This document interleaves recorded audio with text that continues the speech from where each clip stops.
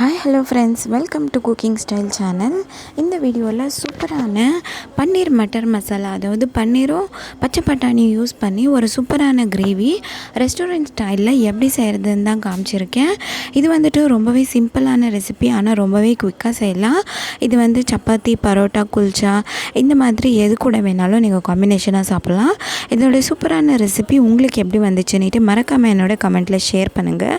இப்போ இதுக்கு தேவையான பொருட்கள் எல்லாம் என்னன்னு பார்க்கலாம். வாங்க வீடியோக்குள்ளே போகலாம். நான் வந்து ஒரு 200 கிராம் பன்னீர் எடுத்து இது போல் கட் பண்ணி வச்சுன்னு இருக்கேன். அரை கப்பு பட்டாணி, ஒரு 3 மீடியம் சைஸ் தக்காளி இது போல் கட் பண்ணி வச்சுன்னு இருக்கேன். 3 பச்சை மிளகாய் எடுத்துன்னு இருக்கேன். உங்கள் காரத்துக்கு ஏற்ற மாதிரி நீங்கள் எடுத்துக்கணும். அது கூடவே ஒரு 4 காஷ்மீரி மிளகாய், ஒரு மீடியம் சைஸு வெங்காயத்தை கட் பண்ணி வச்சுன்னு இருக்கேன். ஒரு 10 பல்லு பூண்டு, 1 இன்ச் அளவுக்கு இஞ்சி, இதெல்லாம் நம்ம கிரைண்ட் பண்ணுறதுனால இது போல் கட் பண்ணி வச்சுன்னு இருக்கேன். அரை டீஸ்பூன் மஞ்சள் தூள், 1 டீஸ்பூன் மிளகாய் தூள், 2 டீஸ்பூன் தனியாத்தூள், 1 டீஸ்பூன் கரம் மசாலா, 1 டீஸ்பூன் சீரகம், 2 ஏலக்காய், 3 லவங்கம், ஒரு 2 பலவு இலை எடுத்திருக்கேன், 1 டேபிள் ஸ்பூன் கொத்தமல்லி, 1 டேபிள் ஸ்பூன் நெய், தேவையான அளவுக்கு எண்ணெய், தேவையான அளவுக்கு உப்பு. இந்த இன்க்ரீடியன்ஸ் தான் நம்மளுக்கு சூப்பரான பன்னீர் மட்டர் மசாலா செய்கிற பொருட்கள். இப்போ அடுத்ததாக இதை எப்படி செய்கிறதுன்னு பார்க்கலாம். முதல்ல ஒரு ஃப்ரையிங் பேன் எடுத்து 1 டீஸ்பூன் அளவுக்கு எண்ணெய் சேர்த்துக்கலாம். இந்த எண்ணெயில் நம்ம கட் பண்ணி வச்சுருக்கிற இஞ்சியும் பூண்டியும் சேர்த்து ஒரு 30 செகண்ட்ஸ் நல்லா மீடியம் ஃப்ளேம்லேயே வதக்கிக்கணும். அதுக்கு அடுத்ததாக பச்சை மிளகாயை சேர்த்துக்கணும். இப்போ வந்துட்டு இதில் நம்ம கட் பண்ணி வச்சுருக்கிற வெங்காயத்தை சேர்த்துக்கணும். இது போல் இந்த பொருட்களெல்லாம் நம்ம எண்ணெயில் வதக்கி செய்கிறதுனால டேஸ்ட்டு ரொம்பவே நல்லா வரும். அடுத்ததாக இது கொஞ்சம் சாஃப்ட் ஆனதுக்கப்புறமா இதில் தக்காளி சேர்த்துக்கலாம். இப்போ தக்காளியும் சேர்த்து ஒரு 2 நிமிஷம் வரைக்கும் நல்லா மீடியம் ஃப்ளேம்லேயே நல்லா சாஃப்ட் ஆகிற வரைக்கும் வதக்கிக்கணும். அதுலேயே நான் காஷ்மீரி மிளகாயும் சேர்த்துட்டேன். இது வந்து நல்லா கிரேவிக்கு நல்ல ஒரு கலர் கொடுக்கும், அதனால் நான் காஷ்மீரி மிளகாய் எடுத்துன்னு இருக்கேன். இப்போ இது ஒரு 5 நிமிஷம் நல்லா சாஃப்டாக வதங்கினதும் ஸ்டவ் ஆஃப் பண்ணிவிட்டு ஒரு 10 நிமிஷம் விட்டோம்னா இது சில்லுன்னு ஆகிடும். அடுத்ததாக இது ஒரு மிக்சர் ஜாருக்கு எடுத்து இதை நம்ம மாற்றிக்கணும். இது வந்துட்டு சூடாக இருந்துச்சுன்னா ஜார் தெரிச்சிடும், அதனால் கண்டிப்பாக சில்லுன்னு ஆனதுக்கப்புறமா தான் இதை சேர்த்துக்கணும்.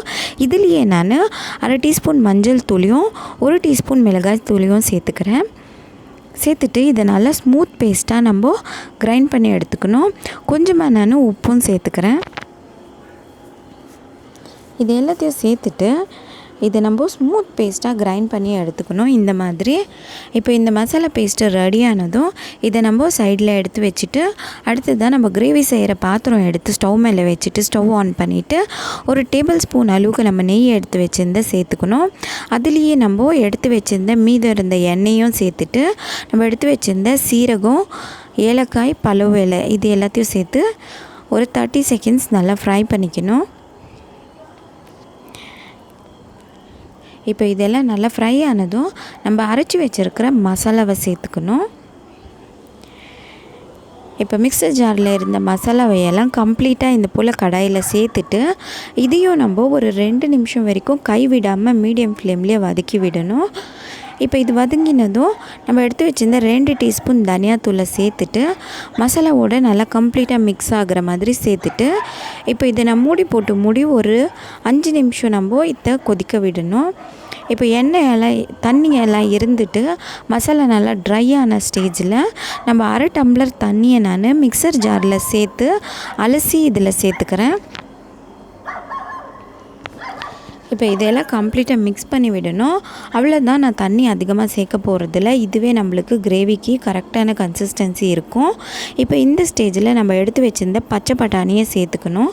நீங்கள் கண்டிப்பாக பச்சை பட்டாணி தான் சேர்த்துக்கணும். காஞ்ச பட்டாணியாக இருந்தால் நீங்கள் ஓவர் நைட் ஊற வச்சுட்டு அதை ஒரு தடவை ஆஃப் பாயிலாக வேக வச்சு சேர்த்துக்கணும். நான் வந்து பச்சை பட்டாணி எடுத்ததுனால டைரெக்டாக சேர்த்துக்கினேன். அது கூடவே நம்ம கட் பண்ணி வச்சுருந்த பன்னீரை சேர்த்து மிக்ஸ் பண்ணி விட்டு ஒரு 5 நிமிஷம் நம்ம இதை கொதிக்க விடணும். அதனால் கை அடிப்பிடிக்காமல் எடுக்கிறதுக்காக ஒரு தடவை கலரி விட்டேன் நான். இப்போ இது 5லேருந்து 8 நிமிஷம் வரைக்கும் நல்லா கொதிச்சு இருக்குது. நம்ம ஏற்கனவே மசாலா பொருட்களெல்லாம் நல்லா ஃப்ரை பண்ணி தான் சேர்த்துக்கின்னு இருக்கிறோம். இப்போ இந்த ஸ்டேஜில் நம்ம 1 டீஸ்பூன் கரம் மசாலாவை சேர்த்துக்கணும். அதையும் சேர்த்து நல்லா கம்ப்ளீட்டாக மிக்ஸ் பண்ணி விடணும். இப்போ பட்டாணி நல்லா வெந்திருக்கு, பன்னீரும் ஓரளவுக்கு நல்லா வெந்திருக்கு. இப்போ மூடி மறுபடியும் ஒரு 10 நிமிஷம் நம்ம இதை கொதிக்க விடணும்.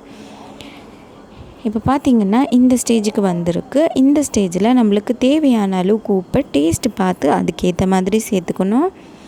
சேர்த்துட்டு அதையும் நல்லா மிக்ஸ் பண்ணி விட்டதுக்கப்புறமா கிரேவி நல்லா பர்ஃபெக்டான கன்சிஸ்டன்சிக்கு வந்திருக்குன்னு தெரிஞ்சதுக்கப்புறமா நம்ம கட் பண்ணி வச்சுருக்கிற கொத்தமல்லியை தூவி விட்டு மூடி போட்டு மூடி நான் ஃப்ளேம்லேயே ஒரு 2 நிமிஷம் விட்டுடுறேன்.